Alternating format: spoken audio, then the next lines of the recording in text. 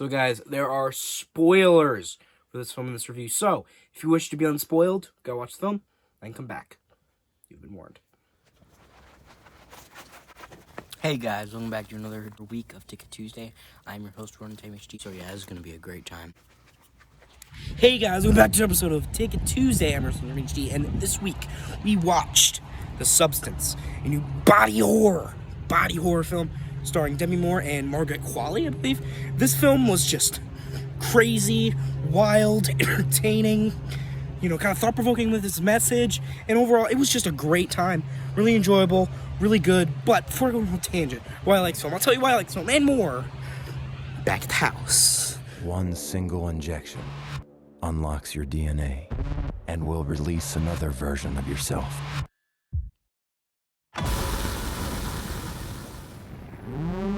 There's been a slight misuse of the substance. I'm fine. Everything's fine. You have to control yourself! Old, fat, disgusting!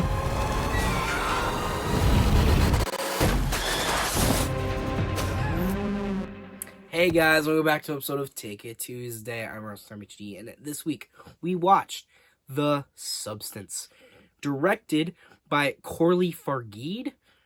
Fargeat, I believe I'm saying that correctly.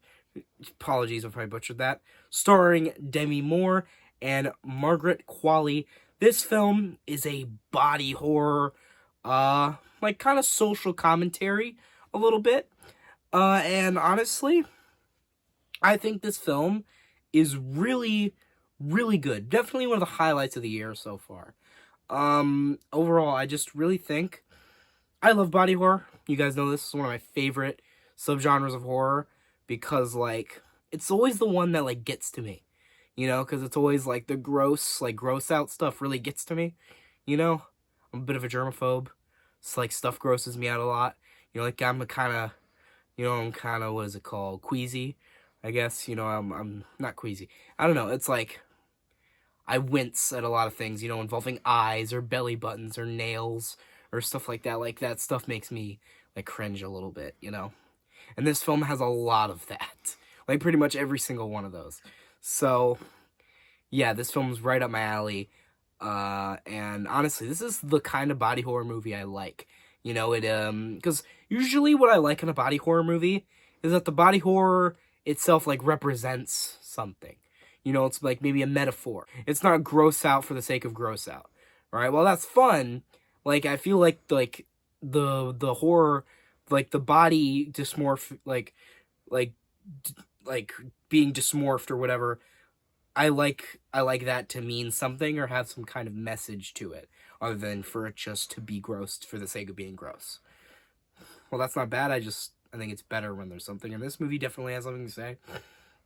And with that, this movie definitely touches on how Hollywood and maybe even society itself kind of when there's all these pretty young girls from they're 18, when they're 18 and they praise them, they shower them with appreciation and they bow down to them and this and that. But when they hit 30, they're it's whatever, you're old, and they throw them aside. And it's a problem. It's a big problem that a lot of women have, and it sucks, especially with Hollywood.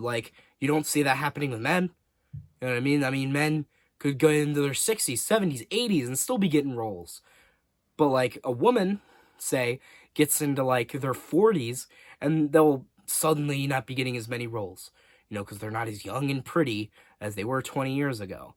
And that's fucked up. And this movie kind of touches on, not kind of, the whole movie is about how fucked up that is, right? And the impossible beauty standards of society, right? That's also what this movie touches on. And I think these are very important messages that I think more people should talk about, because it's a genuine problem, right? Beauty standards are ridiculous. You know what I mean? I really think, that's what this movie is about. It's all about beauty standards. Hollywood, and kind of what it means to somebody or to a woman, their insecurities when they get old, or get older, like they look at themselves and they hate themselves because of what they think other people think of them. You know what I mean? And it's like, or what other people say to them, and it's messed up. So eventually she gets this like serum that clones her, like kind of, it's called The Substance, the name of the movie, and she injects herself with it, and a clone of herself, a younger, maybe not a clone, so like, but this is like a younger, better, perfect version of her, right? And then she starts doing exactly what Demi Moore was doing, right? She gets into a fitness show. She's like hypersexualized, and she kind of like leans into that. And also the movie kind of touches on like the hypersexualization of women in media. It kind of touches on that. It kind of touches on how actresses, like women and actresses, are kind of seen as sex objects a little bit, which is also a problem, and it touches on that. I mean, it's kind of on the nose with that, but I mean, maybe it has to be to get the point across, right? But eventually the film just derails in a good way. So like everything goes to shit, right? Because of course it does. So they're two people, but the whole idea is that they're one, right? They're two people, but they're not separate. They're one. So whatever one does will happen to the other, Well, maybe not that. It's hard to explain. So essentially, the younger one has the advantage, right? They get to go out and do stuff and do this and be young and do all that. While the old one, they kind of are like they're kind of like the mule, right? They're the ones who get the stabilizer, right? The young one gets the stabilizer from the old one, right? And the young one can just do whatever they want and they could take advantage and just keep taking stabilizer from them, right? And that happens in this movie. And eventually, of course, the only way for this idea to work is for both to respect the balance. But of course, it's kind of impossible for that to happen, right? So eventually, the young one gets cocky and arrogant and selfish, so she starts getting more stabilizer, and eventually it starts fucking up Demi Moore. And she ends up like getting older and getting more fucked up. Eventually she turns into like a hunchback monster, right? Because she had been like, stabilizing for 3 months.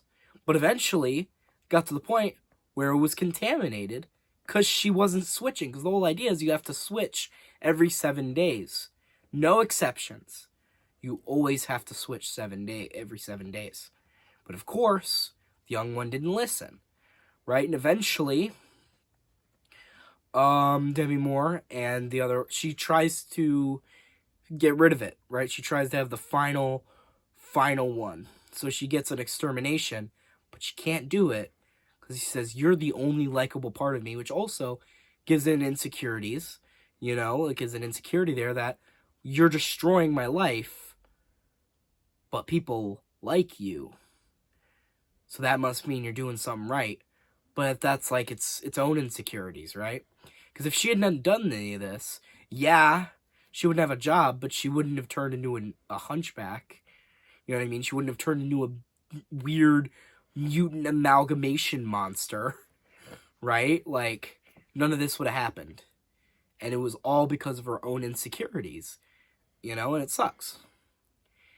But at the end of the movie, the younger one kills her, right? Or fucks her up. I'm pretty sure she kills her. But in her doing that, they're connected, right? So she starts losing teeth. Her fingernail falls off.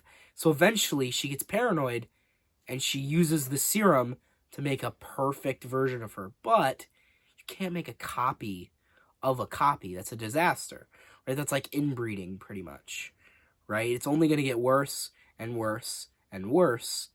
And it does.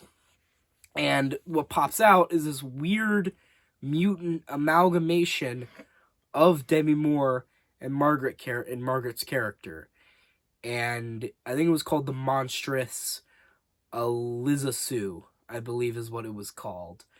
And it was the final 20 minutes of the movie is a lot. And it's definitely not for everybody.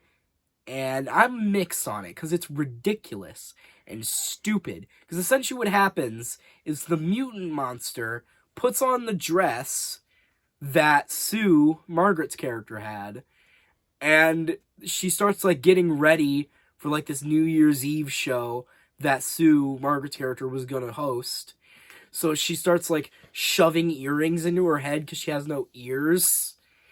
And then she fucking glues, like, she glues a print of Demi Moore's character's face on her face. She puts lipstick on it. And then she goes to the building, the set. And then she fucking just causes havoc.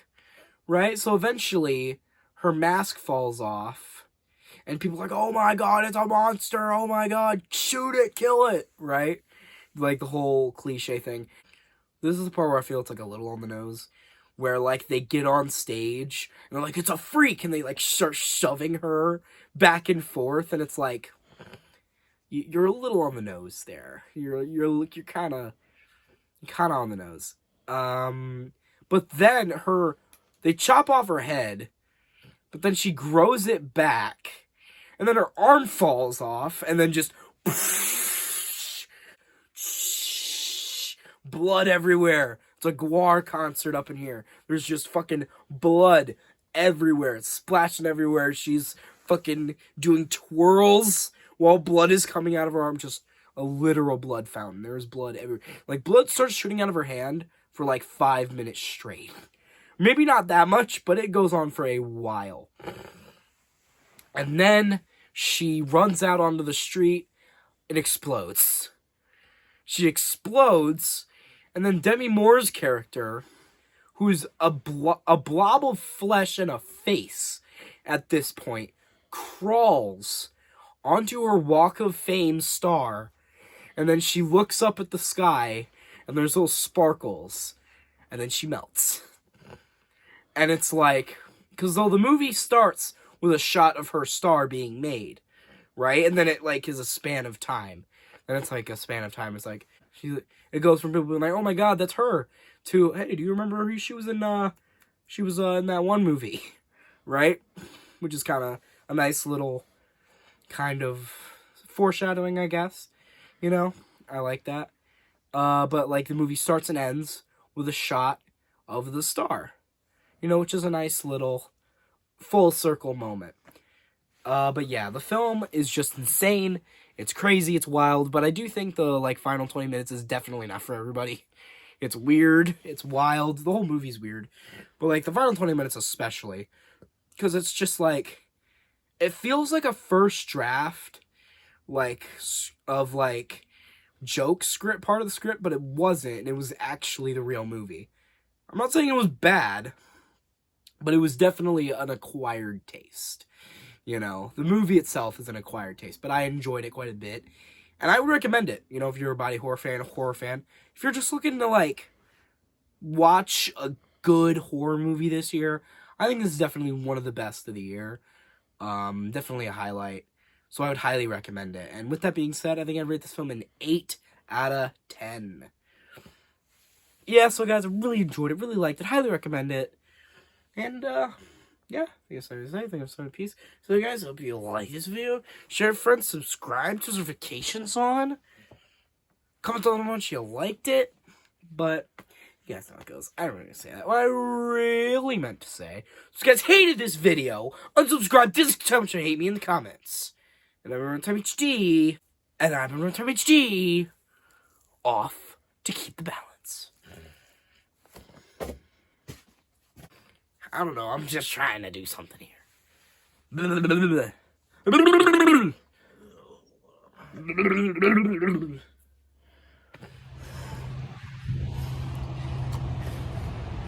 We're outside. I know you guys might not think I get outside very much, but I do.